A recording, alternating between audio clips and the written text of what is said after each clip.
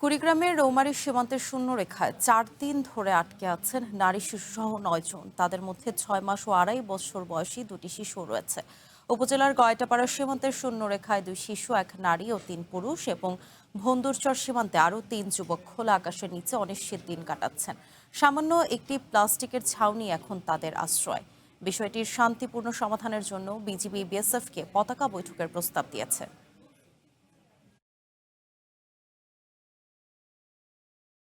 সবসময় আমরা থাকি যাতে ভারত থেকে যদি কোনো প্রকার লোক যদি পুশিং না করতে পারে ভারত থেকে, এবং কি আমাদের সাথে বিজিবি আছে, তারপরে ব্যাটালিয়ন অথবা আনসার আছে। ইন্ডিয়া থেকে রাতের আধারে লোকজন নামাই দিতেছে। এটা আমরা গ্রামবাসী ধরছি কালকে রাত্রে। ধরার পরে এখানে আবার আমরা নিয়ে আসছি, ওদের আবার পাঠাই দিতেছে। আমাদের সঙ্গে আছে বিজিবি, আর আমরা গ্রামবাসী সবাই মিলে পুশিং ঠেকানোর জন্য এখানে পাহারা দিচ্ছি। এলাকার নারী এবং পুরুষ এবং ছোট শিশু থেকে শুরু করে যারা একটু বোঝে, যারা আছে সবাই বিজিবির সাথে সহযোগিতা করতেছে যাতে কোনোভাবেই বাংলাদেশে পোষণ করা সম্ভব না হয় তাদের জন্য। এ বিষয়ে আরো জানাতে কুড়িগ্রাম থেকে আমাদের সঙ্গে যুক্ত হচ্ছেন রাশেদুল ইসলাম রাশেদ। রাশেদ, কুড়িগ্রামের রৌমারী সীমান্তে বিএসএফ এর পুশিং করা নারী শিশু সহ 9 জন 4 দিন ধরে শূন্যরেখা আটকে আছেন। তাদের ব্যাপারে আজ কোনো সিদ্ধান্ত আসতে পারে কিনা, আর এর পাশাপাশি আরেকটু জানতে চাই যে বিএসএফ বিজিবি বৈঠকের কোনো তথ্য আছে কিনা আপনার কাছে? বিলাসী, কুড়িগ্রামের যে 4 দিন থেকে আটকা রয়েছে সেখানকার 9 বাংলা ভাষাভাষী, তারা কিন্তু সেখানকার পুশিংয়ের শিকার হওয়ার পরেই বিএসএফ তাদেরকে শূন্যরেখায় ঠেলে দেয়।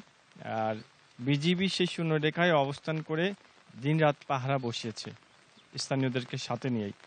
আপনি জানেন যে কুড়িগ্রামের এই 9 জনকে ফেরত দেওয়ার জন্য বিএসএফ এবং বিজিবি পর্যায়ের কমান্ডার পর্যায়ে পতাকা বৈঠক অনুষ্ঠিত হলেও সেই আলোর মুখ দেখেনি সেই বৈঠকে।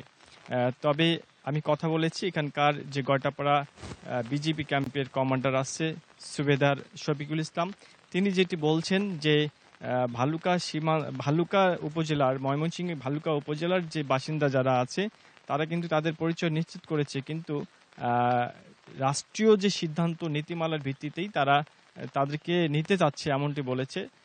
বিএসএফের যে অবৈধ অনুপ্রবেশ এবং পুশিনের যে চেষ্টা সেটি তারা রুখে দিয়েছে এবং তারা কোনোভাবে এই অবৈধ উপায়ে তারা ভাষীদেরকে মেনে নেবে না, এমনটি এখানকার সেই ক্যাম্প কমান্ডার আমাকে জানিয়েছেন।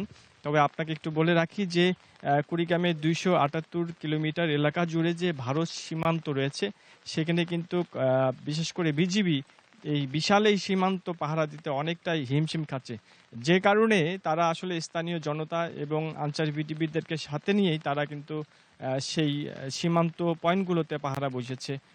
যদিও বা ভারত সীমান্ত জুড়েই প্রতিনিয়ত কিন্তু বিএসএফ তাদের সেই অনুপ্রবেশের অপচেষ্টা চালিয়ে যাচ্ছে।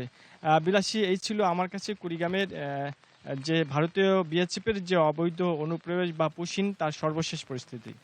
ধন্যবাদ রাশেদ।